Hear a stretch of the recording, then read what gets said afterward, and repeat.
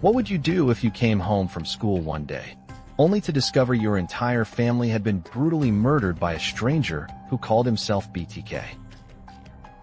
Welcome to Sherlock Mode.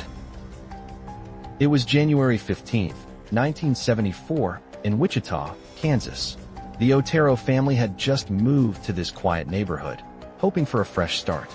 Joseph and Julie Otero were loving parents to 5 children. That morning seemed like any other.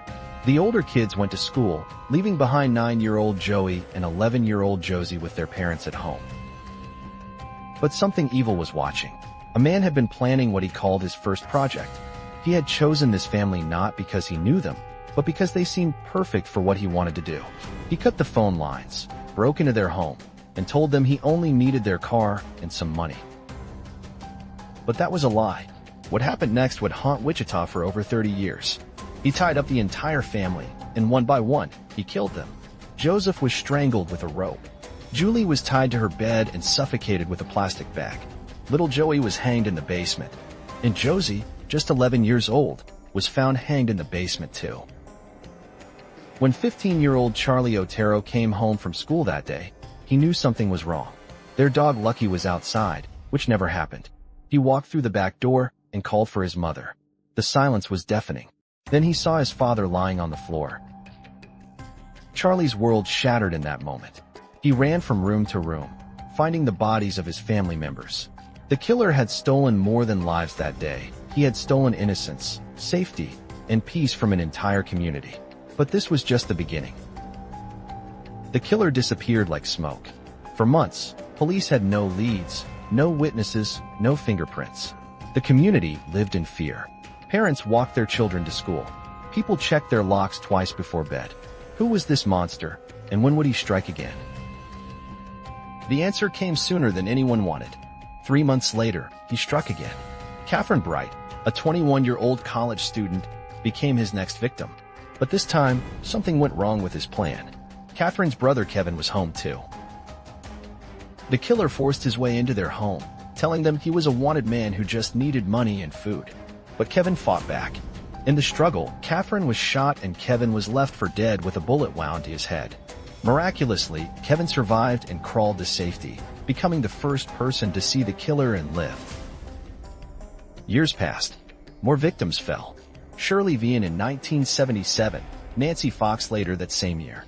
Each time, the killer grew bolder, more confident. He was learning, perfecting his method. But what made this case truly terrifying was what happened next. In 1978, 4 years after the Otero murders, something unprecedented happened. The killer started talking. He sent a letter to the local TV station, claiming responsibility for the murders. But he was angry, frustrated even. He wanted recognition. In that letter, he wrote something chilling. How many do I have to kill before I get a name in the paper or some national attention? He suggested several names for himself, including BTK. Bind, torture, kill. Those 3 words would become synonymous with terror in Kansas. The killer claimed he was driven by something he called Factor X, a supernatural force that also motivated Jack the Ripper and other famous killers. He even included a poem, a twisted version of an old folk song about death. Police realized they were dealing with someone who wanted fame as much as he wanted to kill. More letters followed. More victims. Maureen Hedge in 1985, Vicki Wegerle in 1986, Dolores Davis in 1991. But then, something strange happened. The letters stopped. The murders stopped.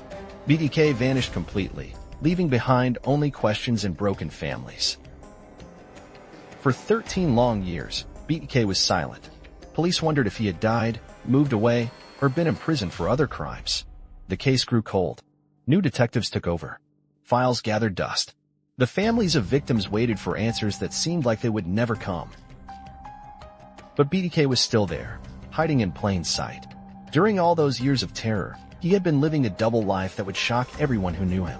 He was married with 2 children. He worked installing security systems, ironically helping people protect themselves from killers like him. He was a church council president, a Boy Scout leader, and neighborhood compliance officer. To everyone around him, Dennis Rader seemed like the most normal, boring man you could imagine. His own family had no idea they were living with one of America's most notorious serial killers.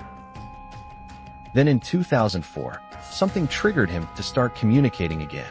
Maybe it was the attention other serial killers were getting, or maybe Factor X was calling him back. He sent a letter claiming responsibility for the unsolved murder of Vicky Weggerl, including photos only the killer could have. This was the break police had been waiting for. But BTK wasn't done playing games. He sent more packages, more puzzles, more taunts. He even left materials taped to stop signs around the city. Each communication brought police closer, but also reminded everyone that the monster was still out there. The final chapter began with a simple question. BTK asked police if they could trace a floppy disk. They told him through a newspaper ad that it would be safe. But BTK made a fatal mistake. He trusted the very people who had been hunting him for 30 years. When police analyzed the disk, they found deleted files that led them to a church, to a computer, and finally to a name: Dennis Rader. They also used DNA evidence and even traced him through his daughter's medical records. The net was closing. On February 25, 2005, 31 years after the Otero murders, police arrested Dennis Rader in broad daylight near his home. The BTK killer's reign of terror was finally over. Neighbors watched in shock as the man they thought they knew was led away in handcuffs. In court, Rader shocked everyone by pleading guilty and describing his crimes in disturbing detail, showing no remorse for the families he had destroyed. He seemed to enjoy the attention, the cameras, the chance to finally be famous for his terrible deeds. The judge sentenced Dennis Rader to 10 consecutive life sentences, ensuring he would never see freedom again. He is now 78 years old, locked away in a Kansas prison where he will remain until he dies. But the real twist in this case wasn't just that BTK was caught. It was who he turned out to be. For 30 years, this monster had been hiding among us, helping install security systems, leading church meetings, coaching children. The most terrifying realization was that evil doesn't always look like a monster. Sometimes it looks exactly like your neighbor. Today, Charlie Otero has dedicated his life to helping other victims' families find peace. The BTK case reminds us that justice may be slow, but it can still come. And sometimes, the very technology killers use to taunt police becomes the tool that brings them down. If you enjoyed unraveling this mystery, like and subscribe to Sherlock Mode.